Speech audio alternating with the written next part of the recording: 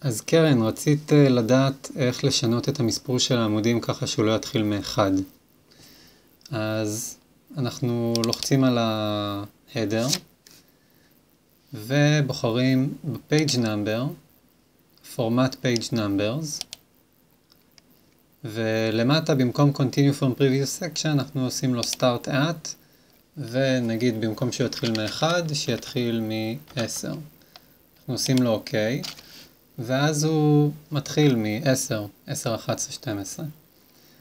עכשיו, אם את לא רוצה ש-10 יופיע בדף הראשון, אז את יכולה ללחוץ על Different First Page, ואז הוא מעלים את עמוד 10, את המספר 10 מהעמוד הראשון.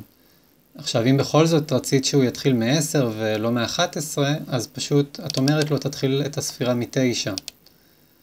ואז מה שיקרה זה שהדף הראשון שיקבל מספר יהיה 10. זהו, מקווה שעזרתי לך, שיהיה בהצלחה.